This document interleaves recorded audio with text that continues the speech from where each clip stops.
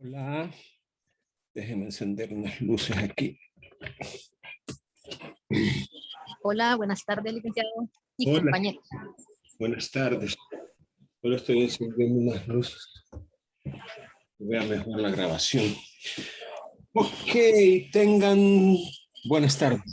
Vamos a dar inicio a la actividad de hoy, en la cual vamos a continuar desarrollando la ejecución forzosa de las sentencias y de otros títulos de ejecución. Y como siempre, me gustaría, dar un espacio de tiempo para resolver algunas preguntas o algunas inquietudes que ustedes puedan tener en relación con el tema. Y obviamente sobre la base de que han tenido ocasión de estudiar los materiales que se han compartido con ustedes. Así que, sin más preámbulo, y si tienen alguna pregunta que hacer, ahorita la pueden formular.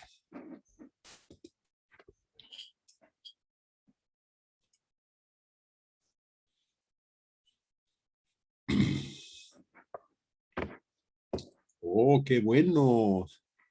Qué bueno que no tienen preguntas, porque eso me hace pensar de que han comprendido muy bien todo lo que han estudiado. Bien, entonces vamos a hacer una cosa. Vamos a ver si podemos presentar en pantalla algunas disposiciones del Código Procesal Civil y Mercantil para que podamos en esta ocasión leer un poco de código. Leer y explicar brevemente algunas disposiciones legales. Pero antes de que se me olvide, quiero también recordarles que cada semana se publican algunos contenidos. En esta ocasión, la semana 16, los contenidos tienen que ver con la oposición a la ejecución forzosa y la posibilidad de que ésta se pueda suspender. Además, la ejecución contra el Estado. Son tres asuntos que no dejan de tener alguna relevancia y que es importante que nosotros lo podamos conocer. En las indicaciones de la semana, vamos a ver si podemos remitirnos a ellas. Dice, en esta semana nos corresponde analizar tres asuntos relevantes: la oposición a la ejecución, la suspensión de la ejecución y la ejecución contra el Estado. Para ello, estudiaremos lo que el código estipula al respecto en los artículos 579 al 591. Te recomiendo no solo leer, sino analizar estos artículos, ya que su comprensión es clave para saber cómo aplicar estas disposiciones en la práctica.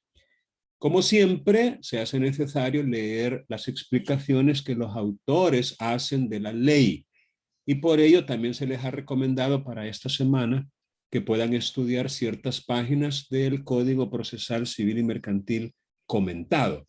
En esta ocasión, Santiago Garderes Gasparri hace algunas explicaciones del tema, o de los temas, mejor dicho, de esta semana. Hay también un video de un juez de lo civil mexicano explicando en un programa de televisión cómo funciona en su país la ejecución de la sentencia, obviamente de conformidad con las leyes mexicanas.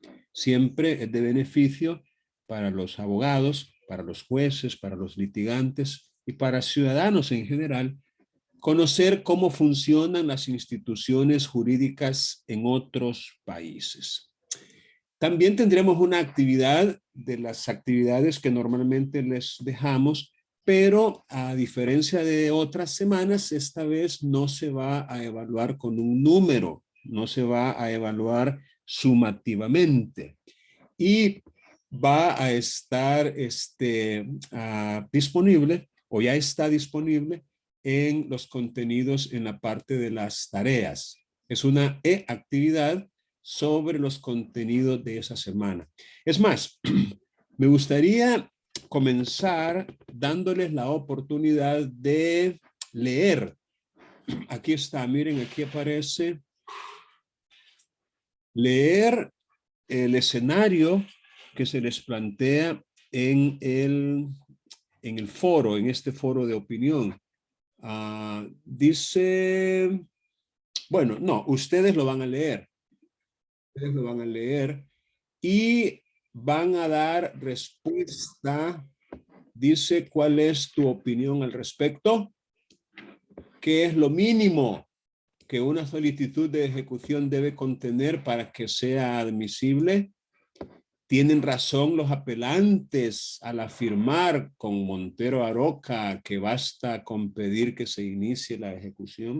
Entonces ustedes, vamos a tener una actividad, digamos, de grupos ahorita, dinámica, participativa, en la cual ustedes van, repito, a analizar. What's wrong aquí? Bueno, repito, ustedes van a analizar esta temática que aparece en la semana 16 en la parte de la actividad de la semana. Actividad que, como repito, se va a evaluar únicamente formativamente y vamos a comenzar a hacer eso en este mismo momento. Entonces tengo 12 participantes, quizás 11, vamos a hacer 4 grupos ahorita. Vamos a formar los salones que ya ustedes ya conocen cómo funciona y vamos a formar 4 con 3 participantes por salón. Uno quizás quede con 2 participantes, no importa, trabajenlo juntos, pero la idea es que una vez que se formen estos grupos, usted acepta entrar y estando dentro ya, lean el caso y coméntenlo. Y luego, cuando nos volvamos a reunir en la sesión general, pues un integrante del equipo va a compartir con los demás qué es lo que ustedes han analizado, cuáles son las respuestas que ustedes le han dado al asunto, o cómo lo ven ustedes, pues, o sea, qué es lo que ustedes han aprendido con relación a ese caso. Entonces vamos a formar ahorita, repito, los equipos de 3 o de 2 y vamos a darles 15 minutos. 15 minutos creo que son suficientes para hacer este análisis y luego nos volvemos a reunir al cabo de 15 minutos.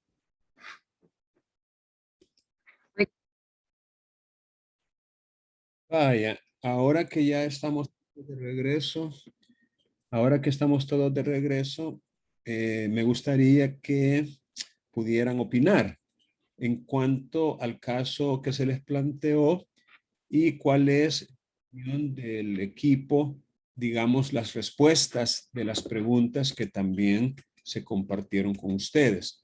No sé si alguien quiere iniciar. Sí, solo que me gustaría que como que fuera proyectando las preguntas para irlas respondiendo puntualmente, ¿verdad? No, con gusto. Ahorita mismo le proyecto tanto el caso como las preguntas. Así, si usted quiere remitirse al caso, también lo puede hacer. Quiero ver, lo voy a hacer desde aquí. Vaya. Creo que ahí puede más o menos verse. Las preguntas están aquí abajito, miren. Vaya, si gusta. Un poquito más abajo porque todavía no las veo. Vaya. Ahí creo que están ya.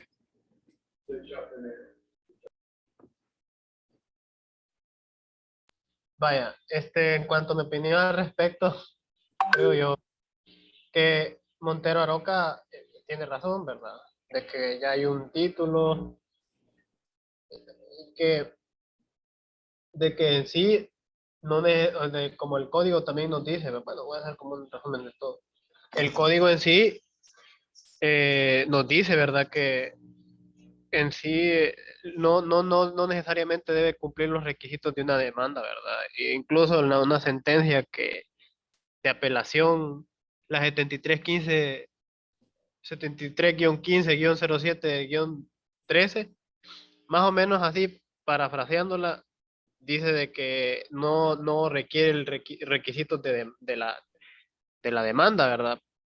De ninguna, pero sí que se necesita señalar al menos los bienes, el tribunal que le emitió, el número de sentencia, cuestiones generales que indiquen del título, ¿verdad? Y que quién es el que está siendo perjudicado por el incumplimiento de ese título. Así que partiendo de que el principio de seguridad jurídica y de que también la disposición constitucional de que hay que ejecutar los juzgados, para mí en estos casos no creo que necesite mayor ritualismo, ¿verdad? O sea, como ya el tribunal de la causa o el de primera instancia que dictó esa sentencia ya tiene los registros, pues y solo sería como el ejecutante decir, mire, fíjate que no me han cumplido, quiero ejecutar mi sentencia, pues.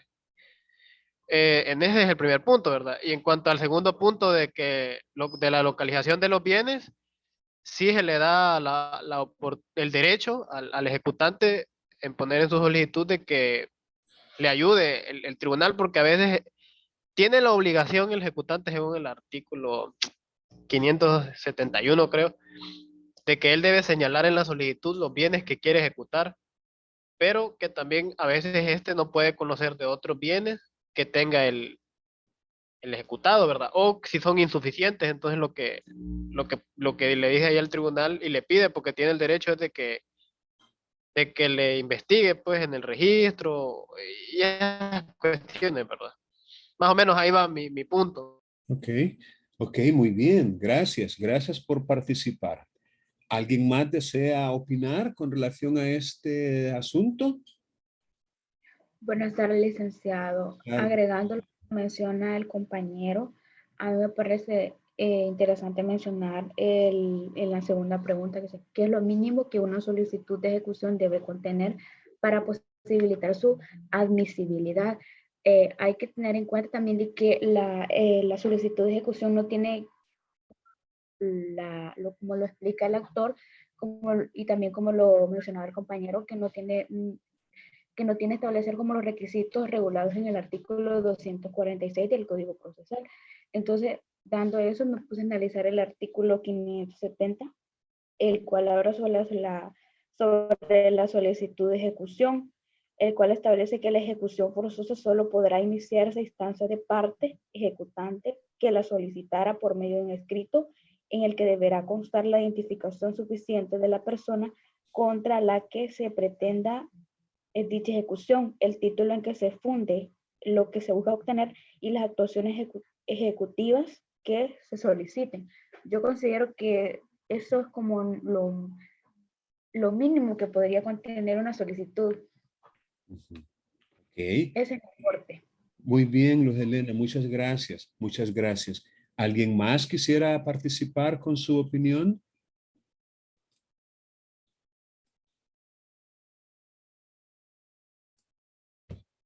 Bueno, entonces, Hola, licenciado. Sí, sí, le escuchamos, Claudia. Puede. Buenas tardes. Yo concuerdo con lo que comentan mis compañeros, que sí, no vamos a ser tan ritualistas, pero sí debe de contener la información o los datos más básicos y necesarios, porque igual se puede dar el caso de que, pienso yo, como para refrescarle un poquito el panorama al juez que está conociendo, aún así haya sido el mismo que lo vio en un principio. Y con respecto a lo de, permítame, no veo la pregunta.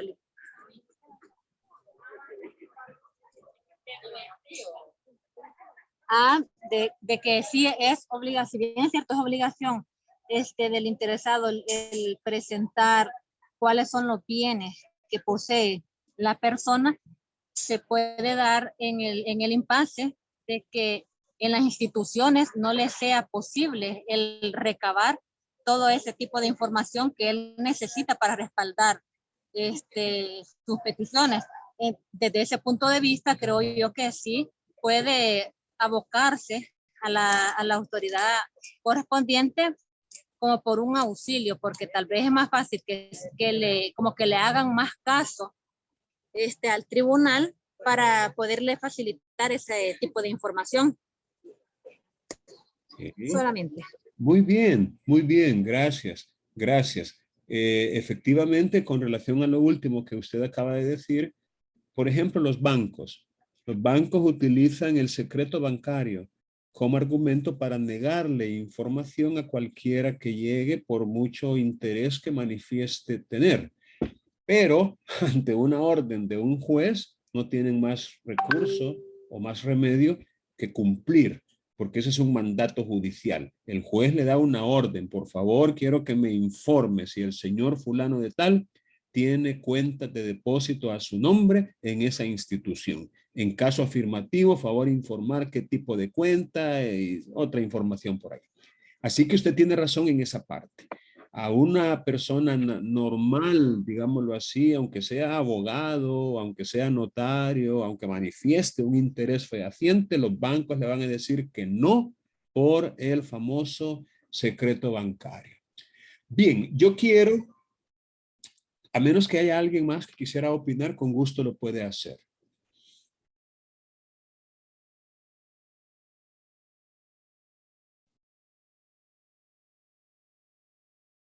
Bien, vamos a ver si podemos repasar el caso, ¿verdad? Aquí entre todos.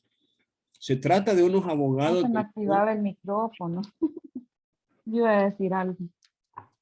Ah, ok. Sí, no se me Está bien. activaba, tenía problemas. Vaya. Con respecto a lo de que si el escrito debe contener los requisitos de una demanda, pues en el artículo 547 creo que hace referencia al escrito que se presenta para la ejecución forzosa de la sentencia, la solicitud de revisión. Creo que sí debe contener los requisitos que menciona el artículo 276 del proceso común. Y con respecto a de mencionar los bienes de embargo, esa me imagino yo que es la regla general que se mencionen, pero debe haber unas excepciones, ¿verdad? Porque no siempre se va a tener conocimiento de los bienes que una persona puede poseer. Y imagínense un caso de fraude, que una persona se haya enterado de, por un, no sé cómo, pero se puede enterar y pasa los bienes a nombre de otra persona. Entonces nosotros no vamos a conocer eso. Entonces ahí se puede solicitar también una investigación acerca de eso, porque yo he conocido casos, solo así, de familia más que todo, por los divorcios y todo eso, que viene el esposo y le pasa los bienes a la mamá o a una hermana, pero eso ya estaba dentro del patrimonio de la esposa y de él, porque durante el matrimonio lo habían adquirido. Entonces, yo sé que no es la materia, pero creo que sí deben de haber excepciones, que no siempre debe conocer los bienes de la parte ejecutante. Sí, sí, sí. Así Entonces, es. bueno, esa es mi opinión. Ok, ok, muchas gracias, muy acertada, porque tiene razón. Hay muchas personas que al nomás tener conocimiento de que se va a intentar una acción patrimonial en su contra, literalmente corren a hacer transferencias, obviamente fraudulentas, ¿no? Simuladas. Es decir, nomás para que a la hora que se llegue a preguntar a un registro, no aparezca a nombre de él o de ella, cuando en realidad sigue teniendo bajo su tutela, bajo su poder, bajo su dominio, esos bienes, pero los transfiere, como decimos vulgarmente, en papeles, utilizando esa figura muy criticable del testaferro o prestanombres, que es una persona que, digamos, se presta pues para simular esa operación. A veces, para garantizarse y no quedarse chiflando en la loma, como decimos vulgarmente, el que hace esta transferencia simulada le obliga o le pide al testaferro que de inmediato le devuelva en un instrumento diferente el objeto, ¿no? De tal manera que en el registro se presenta a favor del testaferro, pero él tiene en su poder un documento ya a nombre de él, ya la devolución, digámoslo así, para que al superar el problema patrimonial, pues llega al registro y ya no tiene que andar rogando al otro, porque el otro se lo puede bajar. Si resulta más listo que él, podría después domárselo, ¿no? Y quedarse con el bien y no devolvérselo. Entonces, esos actos, quiero aprovechar algo que dijo usted, tal vez no es de esta materia, dijo usted, porque usted dijo que se trataba de casos de familia, pero yo quisiera aprovechar esa coyuntura de lo que usted dijo para decir que hay mucha relación entre las distintas asignaturas, que el conocimiento en realidad es un todo integral, no está compartimentalizado, ¿verdad? Entonces, los principios muchas veces son comunes a todos los tipos de proceso, por ejemplo, y hay una estrecha relación entre asignaturas, las cuales, por supuesto, deben ser integradas por el estudioso. Por ejemplo, imagínense el derecho constitucional, cómo influye en todas las demás ramas del derecho, el derecho procesal, el derecho penal, porque quiera sea o no, en actividades o en acciones o en actitudes como esa, hasta podría cometerse delito. Entonces el derecho penal también podría entrar en juego al sancionar algún tipo de conductas dolosas que tienen como finalidad perjudicar los intereses de otro y ser perseguidas aún penalmente. Ahí tenemos, por ejemplo, la figura del alzamiento de bienes, que es un delito y que precisamente trata de perseguir a esas personas que para evitar una persecución patrimonial se deshacen, pero se deshacen fraudulentamente, es decir, de manera artificiosa o simulada, es decir, son negocios que en realidad no existen, pero los hacen nomás para evitar la persecución, el embargo, o sea, el tener que pagar. Entonces, hay una acción que yo no sé si ustedes antes la habían oído, pero es una acción que pertenece al derecho civil propiamente y es conocida como acción pauliana o revocatoria. Repito, acción pauliana o revocatoria. ¿Qué consiste en que un acreedor puede lograr judicialmente que se declaren nulos, que se revoquen, que se dejen sin efecto actos de disposición fraudulentos? Es decir, un acreedor puede lograr que bienes que salieron del patrimonio de su deudor regresen a ese patrimonio, anulando las enajenaciones fraudulentas que ese deudor hizo y que por supuesto las hizo en su perjuicio. Entonces, un acreedor puede demandar en acción pauliana o revocatoria la nulidad de esas enajenaciones que se han hecho en su perjuicio. Para ello, por supuesto, tiene que probar el fraude pauliano. Es decir, tiene que probar que efectivamente se hizo con esa intención, con la intención de no pagar, de no cumplir. Viene enajena, se deshace de sus bienes, repito, para que cuando los ejecutores de embargos lleguen, no encuentren nada a su nombre. Y decir, no, pues yo no tengo nada a mi nombre, cuando en realidad tiene muchas cosas, pero como las ha enajenado fraudulentamente, repito, gracias a la acción pauliana se pueden deshacer. Y vean qué interesante. Y por favor tomen nota puntual de lo que les voy a decir ahorita. Hay un artículo en estos que estamos estudiando de la ejecución forzosa que dice de manera muy clara que cuando se presenta la solicitud de ejecución y cuando se admite, queda establecida una prohibición al ejecutado. Prohibición de enajenar. Prohibición de disponer de sus bienes. Es decir, es una prohibición establecida por la ley.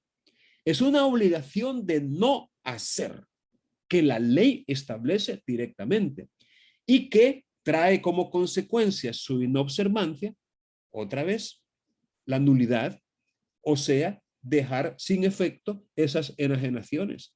De tal manera que tendrían que regresar al poder del ejecutado para que se pueda llevar a efecto la ejecución. Entonces eso es muy importante. No todos lo sabemos o lo dimensionamos, digamos, la tremenda importancia que esa disposición tiene. Déjenme ver si la encuentro para que la podamos compartir.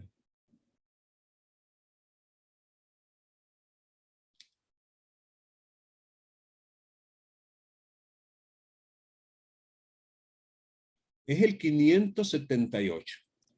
578. El inicio de la ejecución, notificado al deudor, supone la orden judicial que le impide disponer de sus bienes y derechos. Disponer, limitarlos o gravarlos sin autorización judicial. Una hipoteca, por ejemplo, no la podría constituir a menos que el juez se lo autorice. Y esto deberá asegurarse mediante la anotación en los registros públicos correspondientes si a ello hubiere lugar. Cumplida la obligación de manifestación de bienes suficientes, se alzará esa prohibición general de disponer. Cuando él cumple que tiene bienes suficientes, el ejecutado, a él se le pide que en declaración jurada manifieste si tiene bienes con los cuales responder a la ejecución. Y cuando él cumple esa obligación, esta prohibición de la que estamos hablando se levanta, se quita, ya no existe más.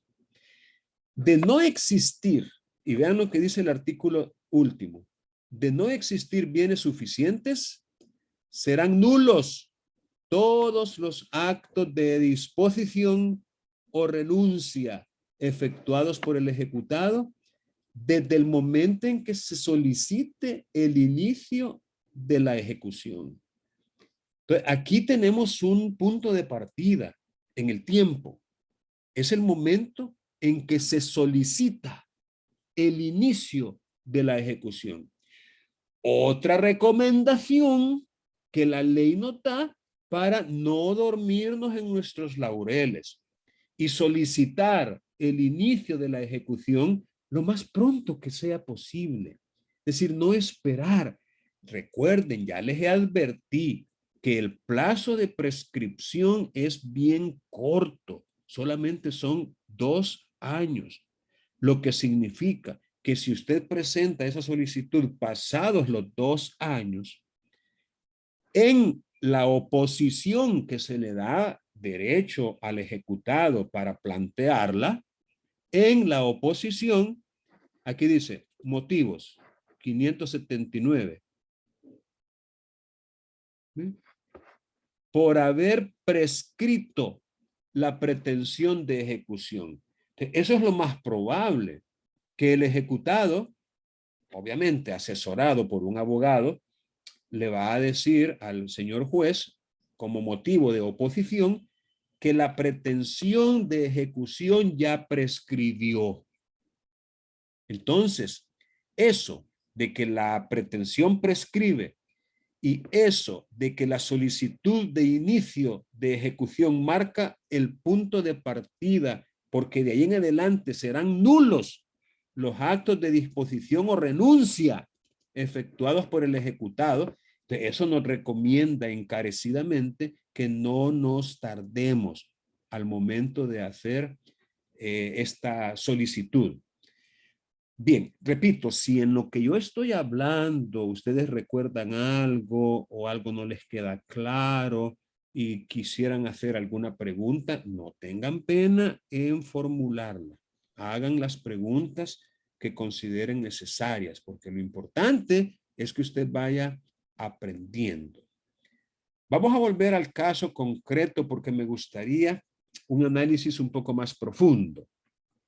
Repito, se trata de unos abogados de una institución estatal financiera, el Fondo Social para la Vivienda, a quienes en primera instancia se les declaró inadmisible una solicitud de ejecución de sentencia firme. Imagínense qué coyuntura esta, inadmisible.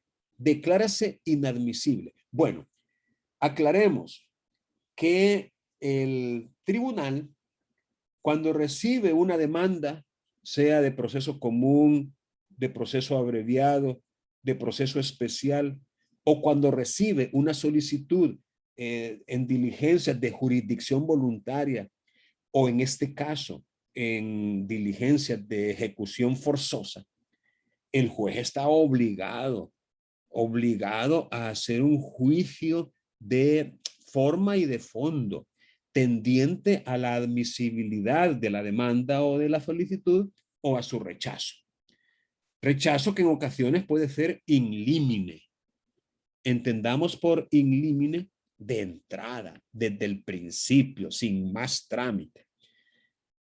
Ahora, antes de declarar inadmisible una demanda o una solicitud, el juez le tiene que dar la oportunidad al solicitante o al demandante para que repare o corrija o subsane aquel error, aquella informalidad, aquella omisión que el tribunal entiende que se ha cometido. Es decir, tiene que prevenir. Y eso fue lo que pasó en este caso. El juez previno a los solicitantes, a los apoderados del Fondo Social, les previno para que hicieran por ahí algunos ajustes en su solicitud y aparentemente no la cumplieron, esa prevención. Y ante el incumplimiento, pues el juez dijo, declárase inadmisible. ¿Qué hicieron ellos? Apelaron. Y apelaron porque esa declaratoria, pues como le pone fin, tal vez no a un proceso, porque aquí no estamos hablando de un proceso, el proceso cognitivo ya terminó. Ahora estamos en una fase que la misma sala la ha catalogado como una fase de casi como administrativa, ¿no? La fase de ejecución. Ya el proceso cognitivo o de conocimiento ya concluyó. Por eso ni siquiera se admite recurso de casación en estos trámites, solamente apelación. De como le pone fin al, abro comillas, proceso, aunque no es un proceso, pero a las diligencias, entonces se admite la apelación. Y en esa apelación, obviamente, entre los argumentos que se manejaron, están esos. Que no es cierto que esa solicitud deba contener los mismos requisitos de una demanda, ya sea de un proceso común, 276, o de un proceso abreviado. Y que según Montero Aroca, un reconocidísimo profesor de Derecho Procesal Civil, la solicitud de ejecución ni siquiera necesita ser una solicitud expresa. Basta con pedir que se inicie la ejecución porque en el título mismo consta cuál es su objeto, cuál es su propósito o finalidad. Bueno, este comentario de Montero Aroca que hacen estos abogados nos permite a nosotros abrir nuestros ojos, nuestras mentes, para hacer un análisis. ¿Será que a rajatabla vamos a aplicar en los distintos procedimientos en los que intervengamos las opiniones de los autores, por muy famosos que ellos sean? ¿A dónde quiero llegar? ¿Será congruente con los requisitos legales el comentario o la opinión dada por este autor? Ahí quiero llegar.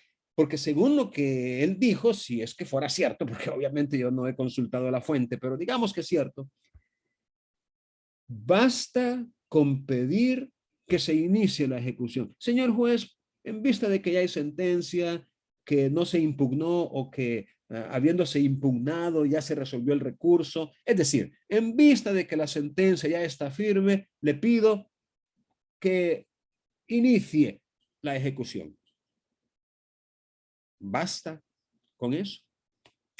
Es algo, repito, en lo cual tenemos que ponerle atención. Agregaron, otra vez, entre los argumentos de la apelación, agregaron que si el ejecutante no conoce bienes del ejecutado, Y aquí, y ya lo dijo una compañera de ustedes, y yo comparto eso, uno no tiene por qué conocer necesariamente los bienes que posee nuestro deudor, aquel a quien se le condenó al pago de una obligación. Es decir, no necesariamente, máxime ahora en donde existe la posibilidad de poseer bienes en forma anónima. Bueno, eso ha existido desde siempre. Lo que pasa es de que nosotros como que no le hemos sacado mucho provecho a eso. Pero lo que le quiero decir yo es que la posibilidad de tener bienes no necesariamente tiene que ser como hecha pública. No necesariamente la ejecutante tiene por qué saber. Entonces, dicen estos abogados que si el ejecutante no conoce bienes del ejecutado, tiene el derecho a solicitar al tribunal las medidas de localización de bienes y que están previstas en el código. Si bien la designación de los bienes por parte del acreedor constituye una carga para él, dicha carga no es absoluta, dicen estos abogados, porque se confieren al órgano jurisdiccional medios de investigación, concediéndole al ejecutado también el deber de colaborar para la determinación de su patrimonio ejecutable. Y como esto tiene relevancia, vamos a irnos esta vez a la fuente. Ellos mencionan artículos 611 y 612. Vamos a ver si es cierto. 611, 612. Vamos a ver. Ahí está. Obligación de manifestar bienes suficientes. El juez exigirá al ejecutado que presente en el plazo de 5 días una declaración bajo palabra de honor en la cual manifieste la tenencia y propiedad de bienes y derechos suficientes para hacer frente a la ejecución. Este requerimiento se hará advirtiéndole que si no lo hace o si lo hace falsamente, incurrirá en las sanciones a que hubiere lugar por la desobediencia a ese mandato judicial. Bueno, la intención de esta norma es muy buena, es muy loable, pero que lo hagan ya en la práctica y que los deudores bajo esa palabra de honor manifiesten tener bienes, ahí sí hay un gran trecho, hay un gran divorcio entre la realidad, el ser con el deber ser, lo que dice la ley al respecto. Muchos prefieren a soportar las consecuencias de un procesamiento penal por desobediencia a que les toquen lo que para ellos es más valioso. Créanme, hay quienes, y tenemos ejemplos, aquí tenemos ejemplos de gente que prefiere ir presa sabiendo que algún día va a salir y al salir va a recibir ese montón de plata que se apropiaron en su momento. Y no estoy hablando de Tony Saca, aunque ustedes crean que sí. Averiguación de bienes. Si instalada la ejecución no se tuviera conocimiento de la existencia de bienes suficientes en poder del ejecutado, el juez podrá, fíjense bien el carácter potestativo, podrá, no dice deberá, dice podrá, lo cual significa que es potestativo del tribunal. Podrá dirigirse a los registros públicos pertinentes a fin de que faciliten la relación de todos los bienes o derechos del ejecutado de los que se tuviera constancia. También se podrá, otra vez, potestativo, se podrá pedir que se solicite informe de los saldos de cuentas y depósitos que pudiera tener el ejecutado en entidades financieras, hasta el límite de la cantidad objeto de ejecución. Eso resulta interesante. Se me hace que el tribunal tendría que, en los oficios que dirige a estas instituciones financieras, tendría que decir, aclarando, ¿no? Le mando o le ordeno, me informe si fulano de tal tiene bienes o tiene dinero o cuenta de depósito en esa institución hasta por la suma de. Es decir, tendría que agregar una cantidad de dinero que es el límite de la cantidad objeto de ejecución. Y ello será aplicable cuando la averiguación que pudiera efectuar el acreedor hubiese resultado infructuosa. Fíjense bien el carácter subsidiario que la ley le da a esta investigación por parte del juez. Carácter subsidiario que se desprende de este último inciso. Esto será aplicable cuando la averiguación que pudiera efectuar el acreedor hubiese resultado infructuosa. Entonces, como que le impone al ejecutor, al ejecutante, una obligación adicional de buscar él por sus propios medios. Aquí tenemos, y es importante que ustedes lo sepan, un problema de carácter, llamémosle, procesal, y es el siguiente. Mire, usted tiene un título de ejecución. Usted tiene, por ejemplo, una sentencia firme en la cual se le condenó a su deudor a pagar una suma de dinero, por ejemplo. Entonces, usted sabe que tiene un plazo para poder ejecutar. Y sabe también que si no ejecuta dentro de ese plazo, ¿qué es lo que va a pasar? Pues, si usted lo hace pasado los 2 años de prescripción, como motivo de oposición, el ejecutado va a alegar que ya le prescribió la pretensión de ejecución. Y lo más probable, al ver un calendario, la sentencia se declaró firme tal fecha, la solicitud se presentó 2 años y 3 meses después, con solo ver un calendario, entonces van a declarar al lugar a la oposición, es decir, a la prescripción. Y usted se va a quedar chiflando en la loma. Es decir, se va a quedar con el título de ejecución, pero sin poderlo ejecutar. Aquello se va a convertir en una obligación natural. Va a quedar a la conciencia del deudor si le paga o no le paga. Imagínense qué situación más tremenda. Entonces, ¿vamos a correr el riesgo?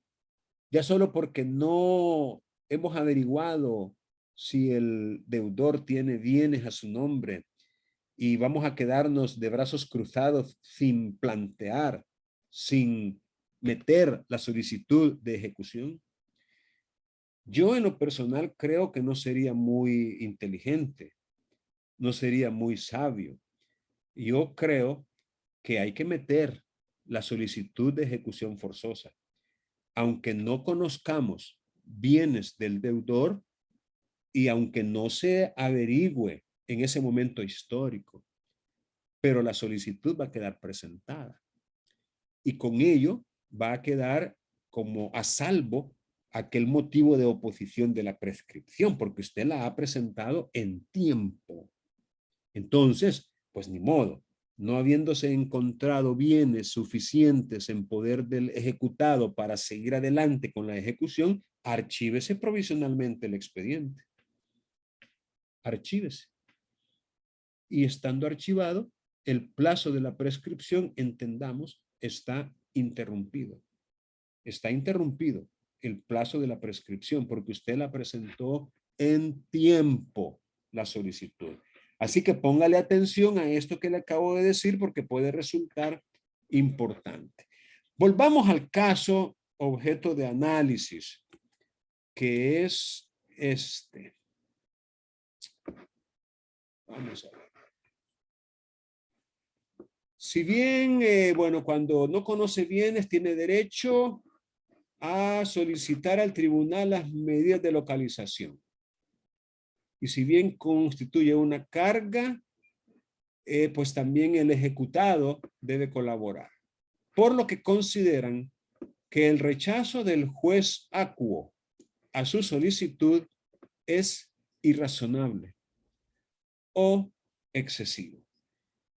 Es decir, cuando estos abogados recibieron esa noticia de que la solicitud les había sido declarada inadmisible, consideraron que el juez había sido excesivo o irrazonable al no darle trámite a la solicitud de ejecución forzosa. Finalmente, alegaron que si instalada la ejecución no se tuviera conocimiento de la existencia de bienes suficientes en poder del ejecutado, el juez puede dirigirse a los registros públicos pertinentes a fin de que faciliten la relación de todos los bienes o derechos del ejecutado de los que tuviera constancia. También informes de saldos de cuentas o depósitos, etc. El presupuesto de hecho de esta norma legal, dicen estos abogados, es que el acreedor no hubiese, vamos a ver, es que el acreedor no hubiese encontrado bienes del ejecutado. Ese es el presupuesto de hecho. Por lo que no es correcto que se rechace esta solicitud ni la ejecución totalmente, ya solo, únicamente, porque no se manifestaron los registros u oficinas que pudieran dar razón de estos bienes. En otras palabras, para el tribunal, si el ejecutante quiere que se libre oficios a instituciones gubernamentales o de registro, bancarias o pensiones o sociedades, es decir, qué sé yo, a la wallet, archivo. Si el juez, bueno, si los ejecutantes quieren que el juez envíe estos oficios, pues por lo menos, dice el tribunal, que digan a cuáles oficinas, pues. Pero los abogados dicen, no, si eso lo puede hacer usted, algo así como en eso está el dilema, ¿no? En qué tanto se le tendría que pedir al juez. Por eso es que en las preguntas que se les formularon a ustedes para que participen en este foro de opinión, dice, ¿qué es lo mínimo que una solicitud de ejecución debe contener para posibilitar su admisibilidad? ¿Tienen razón los apelantes al afirmar con Montero Aroca que esos requisitos mínimos de la solicitud se pueden obviar, ya que según Montero Aroca, basta con pedir que se inicie la ejecución?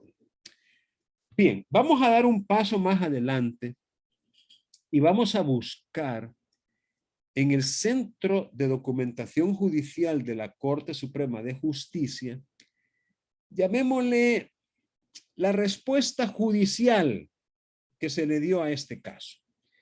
Ya ustedes ya analizaron el caso, ya lo leyeron, ya platicaron entre ustedes y ya tienen, como quien dice, una opinión ya formada. Ya algunos de ustedes la expresaron aquí en la videoconferencia. Pero vamos a buscar y vamos a aprovechar para mostrarles una forma de buscar que si ustedes la practican podría resultarles un tanto útil. Vaya, se trata de utilizar palabras claves que podrían estar incluidas en alguna resolución que nos interese. Palabras claves. Por ejemplo, Fondo Social para la Vivienda. Por ejemplo, Profesor Montero Aroca. Por ejemplo, Universidad de Valencia.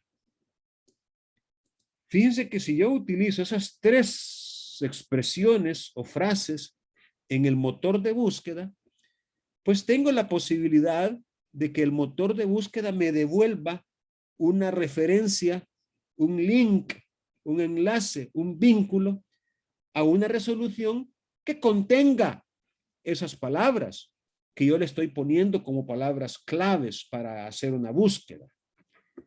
Entonces nos venimos a el Centro de Documentación Judicial. Ya les he explicado cientos, si no miles de veces, cómo llegar hasta acá. Solamente van a escribir jurisprudencia.gov.sb.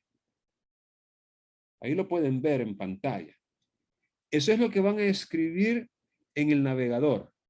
Jurisprudencia.gov de gobierno .sv. SV de El Salvador. Y se vienen a las secciones de búsqueda. Secciones de búsqueda. Y en la parte que dice jurisprudencia, aquí le ponen búsqueda general. Aquí.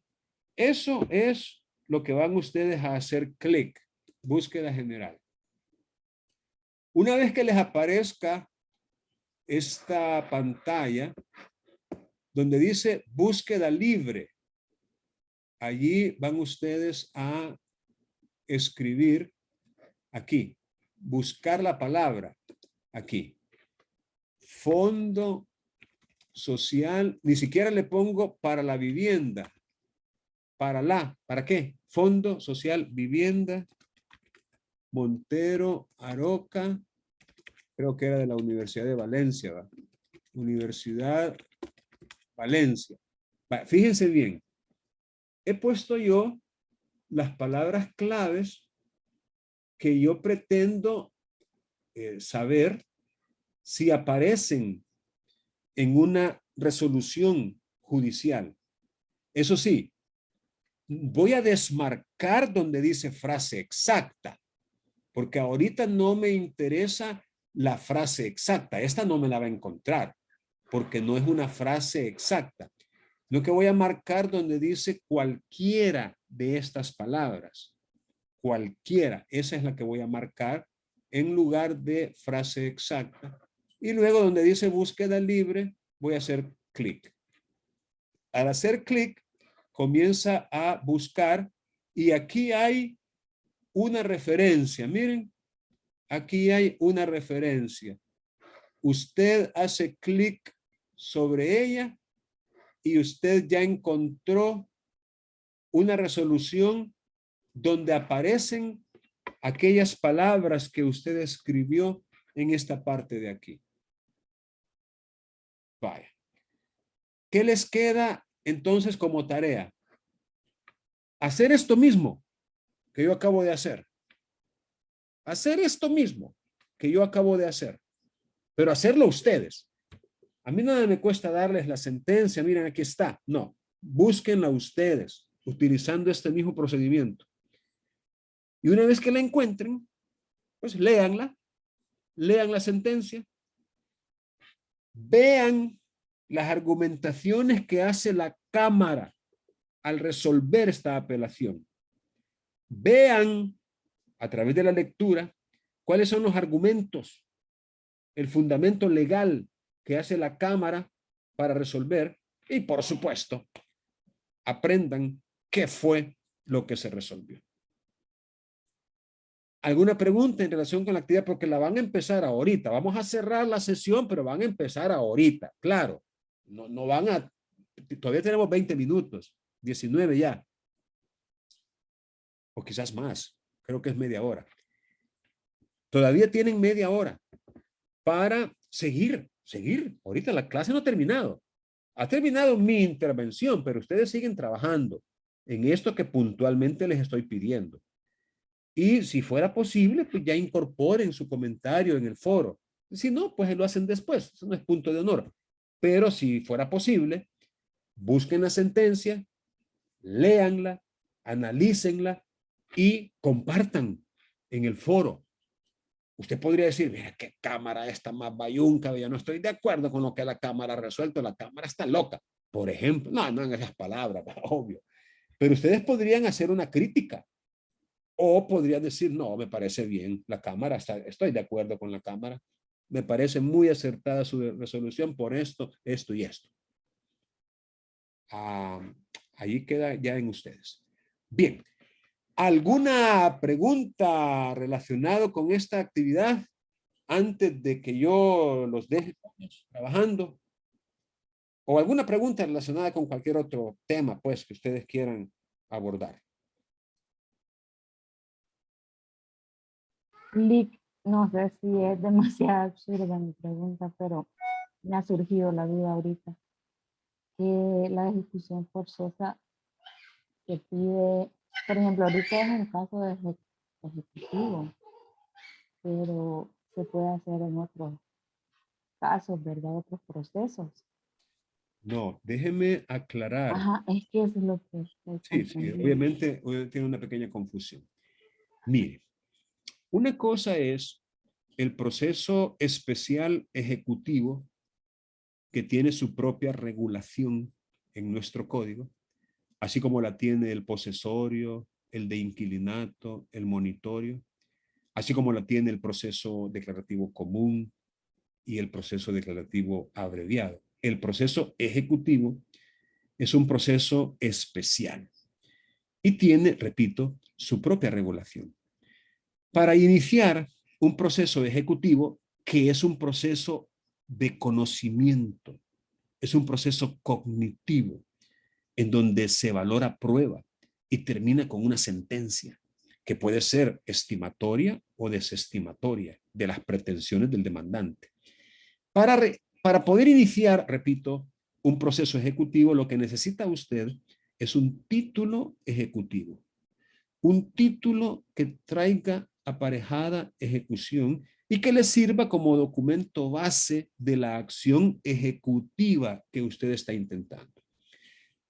Ejemplo, un instrumento público, una escritura pública de mutuo, por ejemplo, o un documento privado reconocido de mutuo, por ejemplo, o, por qué no decirlo, un título valor, un cheque, un pagaré, una letra de cambio, puede perfectamente servir como título ejecutivo, que le da, repito, derecho como titular o acreedor a entablar un proceso especial ejecutivo.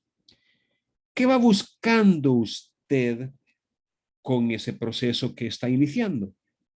Lo que va buscando es un título de ejecución que no es el mismo título ejecutivo. El título ejecutivo le sirvió para iniciar el proceso ejecutivo, pero para poder iniciar la ejecución forzosa necesita un título de ejecución, que en este caso sería la sentencia que se pronuncie por ese juzgado en el proceso ejecutivo que usted inició. Ahora, toda sentencia que conlleve una condena es ejecutable en tanto esté firme, por regla general. Y digo por regla general porque también existe la ejecución provisional, es decir, la posibilidad de que se ejecute una sentencia aunque todavía no esté firme, pero esa es la excepción. Muy rara, por cierto, pero existe la posibilidad. Entonces, los títulos de ejecución son variados y no se limitan a una sentencia, sino que ahí están enumerados en el mismo código. Déjenme recordar en cuál artículo, pero es de los primeros de este estudio que estamos haciendo. Lick, solo una pregunta en el foro que Ajá. hoy dice de que sean 150 palabras por todo o 150 palabras por cada pregunta, porque cada pregunta por lo menos nos vamos a llevar 150 palabras. Vaya, sí, la idea de poner un límite es como sugerir la concreción, esa también habilidad de ser conciso, no explayarse mucho, decir solo lo que sea importante. Pero digamos que traten de ser lo más breves posibles. Hagamos como caso omiso por ahora de esa restricción y simplemente traten de ser puntuales, ¿verdad? De ir al grano. Entonces vamos a hacer caso omiso de eso por el momento. Les decía que hay un artículo, yo soy muy malo para memorizar números de artículos. Es el artículo 554, ya lo busqué ahorita. Ok, Creo que- perfecto. Entonces, ahí aparecen cuáles son los títulos de ejecución. Y hay otro artículo más atrás que le dice cuáles son los títulos ejecutivos. Entonces, es muy importante tener en cuenta esa diferencia porque ya se han dado casos en donde se ha querido iniciar una ejecución forzosa con un título ejecutivo. Y por otra parte, se ha querido iniciar un proceso ejecutivo con un título de ejecución. Entonces, si no tenemos clara la diferencia, podemos incurrir en ese error, ¿verdad?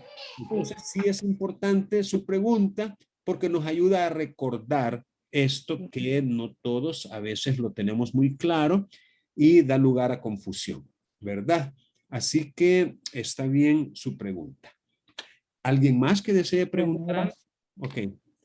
Si alguien más desea preguntar algo, si no, pues yo me despido ahorita, pero ustedes quedan todavía con 22 minutos para buscar la sentencia y por lo menos leerla, por lo menos. Eso forma parte de la actividad misma de hoy. No lo voy a estar controlando, ustedes son adultos, ya saben lo que quieren, pero eso es lo que van a hacer, por lo menos es lo que yo les estoy pidiendo que hagan durante los 21 minutos ahora que faltan. Ok, cuídense mucho, ha sido un placer saludarles y ahí seguimos in touch, en contacto. Cuídense bastante.